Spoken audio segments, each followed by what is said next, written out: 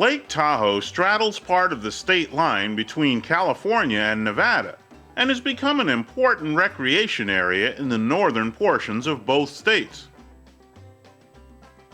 We explored some of the area around the lake and out in the vast desert spreading to the east in Nevada with a Lexus LX 570.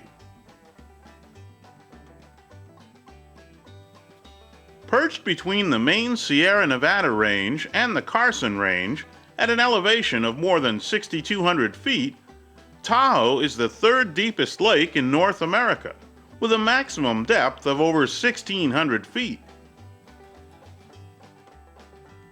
Stretching 22 miles in length and 12 miles in width, the lake is ringed by forested mountains in a region well known for its skiing and other winter sports, as well as hiking, horseback riding, and boating. Tour boats cruise the lake, and historic estates dot the shorelines, so there are many ways to enjoy the scenic beauty of the area, no matter what your activity level. And of course, the roads that encircle the lake offer many points to stop and take in the views. Among the popular ski areas surrounding the lake is Squaw Valley, the site of the 1960 Olympic Games. Just to the north and west of the lake, the Olympic Village is now host to a vacation resort that's busy in the summer as well as the winter. Cable cars operate year-round to take passengers higher up in the mountains for outdoor activities, or just to enjoy the spectacular views of the lake and mountains.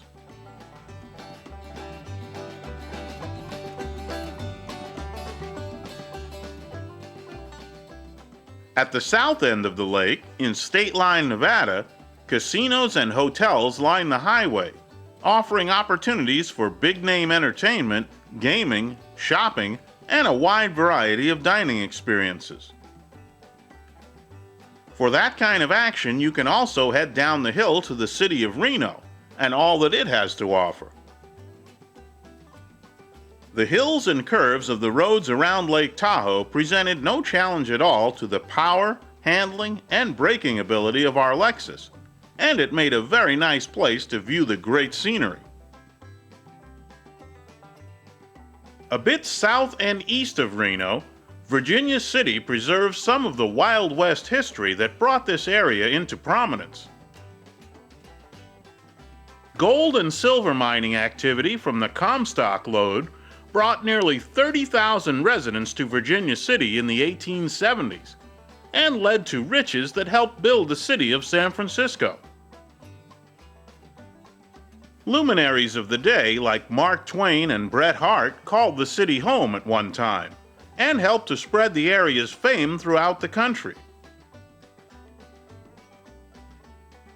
Nowadays, only about 1,000 residents call the city home, but many buildings from the boom era still stand throughout Virginia City, and various unique museums, shops, and other attractions make the town a tourist magnet.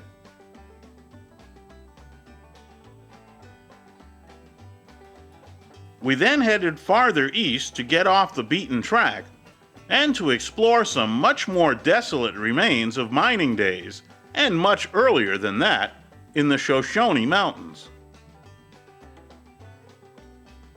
Along the way, we passed through Fallon, the home of the Navy's Top Gun fighter school, and we came upon the shifting, singing dunes of Sand Mountain, now part of a recreation area and off-highway vehicle park.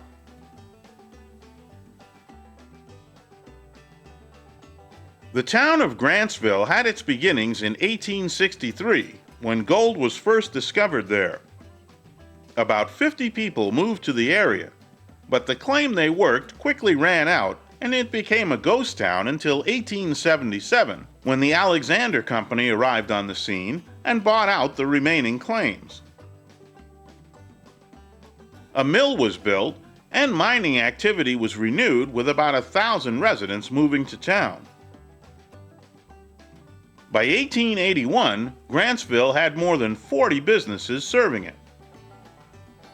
As with so many towns in this boom time, things quickly went bust, The population moved on, and in 1887, the post office closed, signaling the end. Between 1907 and 1947, a few small-scale revivals occurred, but the town was never able to sustain itself. We found a number of structures still standing in town, but no residents other than some deer. A few miles north of Grantsville is the town of Berlin. Berlin, founded in 1897, is now part of a state park, and as such is preserved and maintained, unlike Grantsville. In Berlin, signs mark some of the buildings and provide information on the town's history. Berlin's boom lasted until 1907, when the miners went on strike for higher wages than the mine owners could afford. The mine was closed, and by 1911 the population dwindled to nothing. The reason the town is a state park hasn't really got to do with its mining heritage. It has to do with another kind of a find: fossilized remains of marine reptiles called ichthyosaurs, dating back to prehistoric dinosaur days. Back then, this dry, dusty desert was an ocean, and some of the fossils that have been found are up to 50 feet in length. The remains were discovered in modern times in 1928, but excavations did not begin in earnest until the 1950s. Today, you can view the painstaking paleontology dig inside a glass-walled pavilion.